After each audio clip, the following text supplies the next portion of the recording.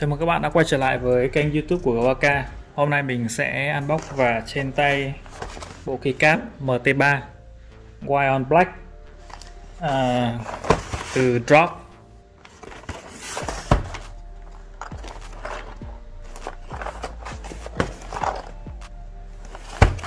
Đây có một cái seal.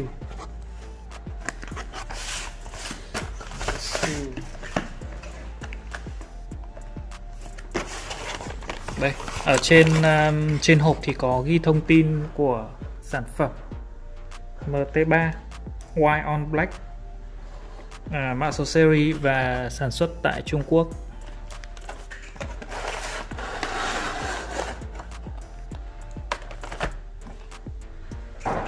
Chúng ta có 3 khay keycap.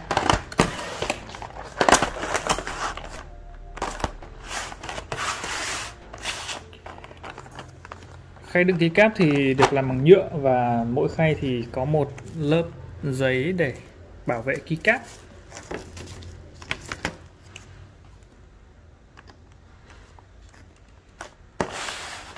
Khay này.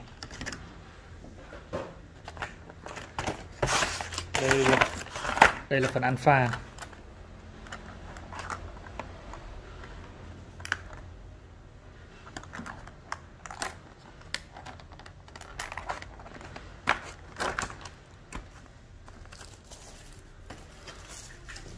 Khay đựng của MT3 thì nó chỉ là những cái round thẳng thôi, những cái đường thẳng, chứ không hề chia ra thành từng vị trí giống như là bộ keycap của OSA. Đây là phần alpha. Đây là phần số và phần mode.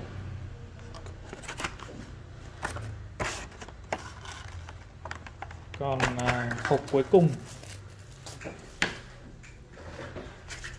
cuối cùng thì có mode và có cả space 7U và có một vài nút khác, ví dụ như enter màu trắng. Chất liệu thì bộ MT3 này hình như là được làm bằng như ABS thì phải, double shot. Theo truyền thống thì keycap MT3 được làm bằng nhựa PBT, nhưng mà có vài bộ thì được làm bằng ABS double shot, ví dụ như là bộ White on Black hay Black on White. Keycap thì cũng dày bình thường, không dày lắm. Mình sẽ so sánh với keycap của, đây là keycap của SA Domiki, cũng xem nhau. Lát nữa thì mình sẽ so sánh độ cao của các keycap này. Keycap của MT3 thì nó sẽ chia theo round kiểu gì nhỉ?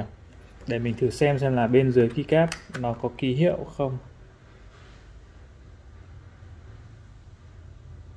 Ở bên dưới keycap này thì không có ghi round bao nhiêu. Ví dụ như là keycap của OSA. Đây mình có keycap của OSA, có ghi thông tin của round luôn.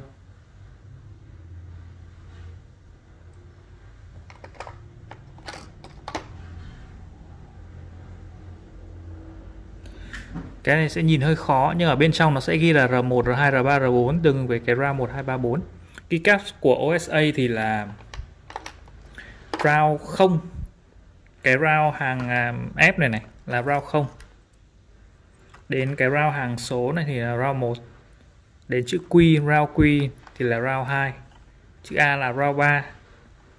Chữ Z và cái hàng mode round cuối cùng thì là round 4. Bây giờ mình sẽ so sánh độ cao của keycap MT3 nhé. Đây là hàng F này, hàng F này. Đây là keycap của SA này, SA Domiki tương ứng với đây là keycap của OSA. Và mình sẽ so sánh keycap của Sherry luôn. Đây là bộ keycap JTK.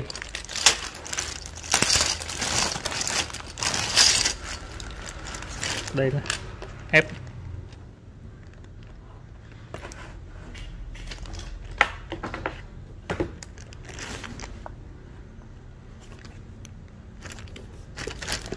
như thế này cho các bạn dễ so sánh độ cao của các loại keycap. Nhìn vào đây thì có thể thấy là đây keycap của SA là cao nhất. Keycap của SA là đầu tiên này, keycap MT3 này. Sau đấy là keycap của OSA và keycap của Cherry là thấp nhất. Bộ keycap Profile OEM thì sẽ cao hơn Cherry một chút. Bề mặt keycap của MT3 thì lõm. Bề mặt mình thấy là hơi nhám, hơi sần một chút, sẽ khá là bám tay đấy. Như vậy thì gõ sẽ thích hơn và không sợ bám mồ hôi. Nó sẽ hơi nhám một chút chứ không phải là phẳng. Ví dụ như là đây là keycap SA của Domiki này thì là nó phẳng luôn, bề mặt phẳng. Keycap của JDK thì để mình focus vào. Nhìn thì có vẻ phẳng nhưng mà thực tế thì nó sẽ hơi nhám một chút và gõ cái keycap này rất thích, rất bám tay. Đây là hàng F. Tiếp theo sẽ đến hàng số. Hàng số thì là đây là số 1.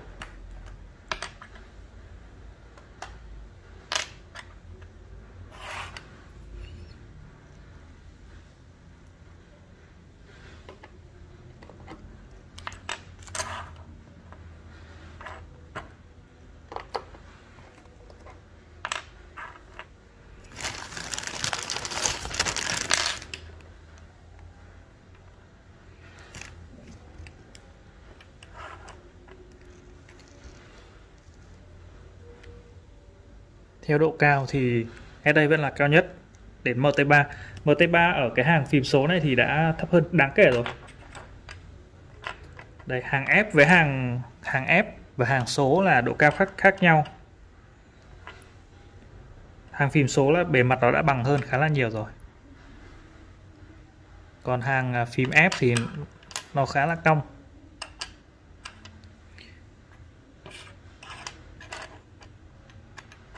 Vẫn theo độ cao, từ cao đến thấp, cao nhất là SA. Tiếp theo là MT3, đến OSA và Cherry.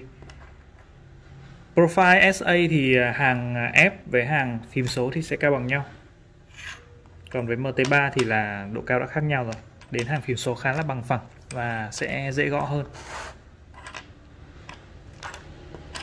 Tiếp theo sẽ đến hàng Q. Hàng Q.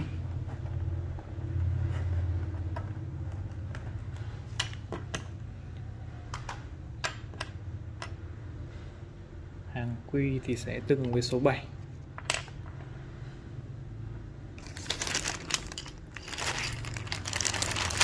Đây.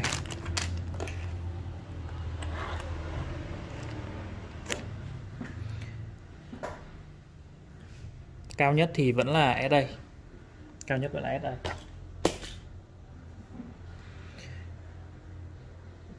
OSA và MT3 thì độ cao khá là xem nhau. Độ cao khá là xem nhau.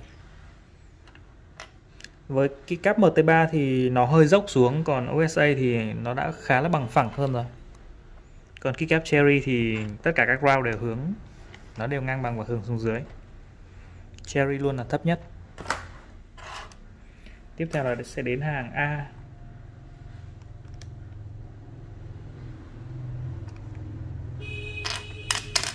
Cái cáp MT3 này mình thấy nó hơi nhẹ. Cái cáp SA thì cảm giác nó đặc chắc hơn. Cái này hơi nhẹ một chút.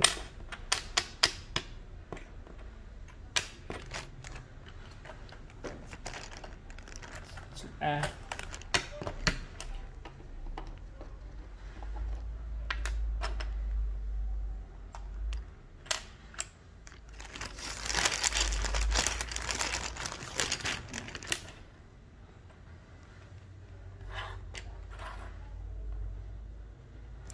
SA vẫn là cao nhất luôn cao nhất, khủng bố luôn. Đến chữ A của MT3 thì nó đã lõm xuống về phía trước rồi, chéo về phía trước rồi. Của OSA thì nó khá là bằng. Cherry thì vẫn luôn là thấp nhất. đến hàng Z.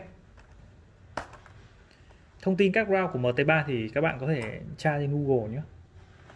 Mình nghĩ là R1 là hàng F, hàng số thì sẽ là R2, hai hàng cuối cùng là hàng mốt với hàng chữ Z thì độ cao chắc là sẽ bằng nhau. Mình có thể kiểm tra luôn, ví dụ như đây.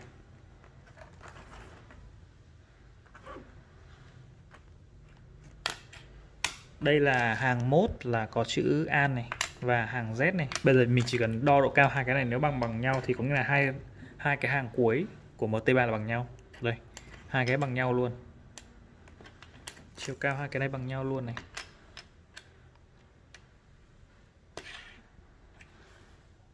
Như vậy thì với keycap MT3 thì cái hàng F và hàng F là một chiều cao riêng này, gọi là R1 này. Hàng dãy phím số này thì là R2.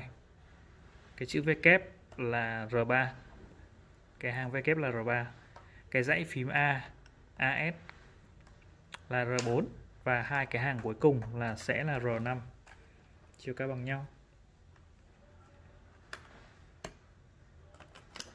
Chữ Z thì sẽ tương ứng với số 1 của numpad này và chữ Z.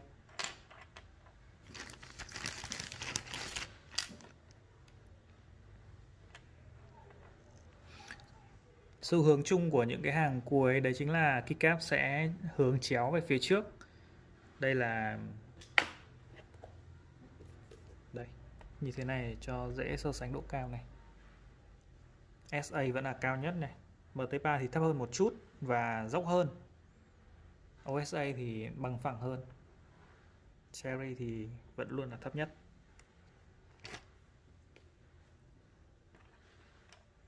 Cảm giác gõ thì cái này mình sẽ phải trên tay thì mới đánh giá được, nhưng mà về cảm quan thì mình nghĩ là gõ sẽ khá là ok, bởi vì là keycap của MT3 thì bề mặt nó sẽ bo tròn và lõm xuống phía dưới, cho nên là khi gõ thì mình nghĩ là nó sẽ khá là bám tay. Nó hơi lõm xuống và khi gõ nó sẽ ôm đầu ngón tay như thế này. Còn về âm thanh khi mà lắp vào phím gõ thì cái này mình sẽ làm một video khác. Về chất lượng gia công thì mình nghĩ khá là ok đấy. Double shot khá là dày. Double shot rất là dày. Build rất chắc chắn và bề mặt nhám này gõ sẽ rất là thích này. Không sợ bám mồ hôi tay. Ở bộ Black on White này thì sẽ có một vài cái phím, ví dụ như là phím Enter màu trắng này, phím Enter dành cho ISO này và phím Escape màu trắng. Nếu mà các bạn muốn so sánh profile giữa các loại keycap với nhau thì các bạn có thể comment xuống bên dưới và mình sẽ trả lời các bạn. Rồi, video unbox bộ keycap MT3 xin được phép được kết thúc tại đây. Cảm ơn bạn đã xem video này. Mình là GoAK và xin hẹn gặp lại các bạn trong những video tiếp theo.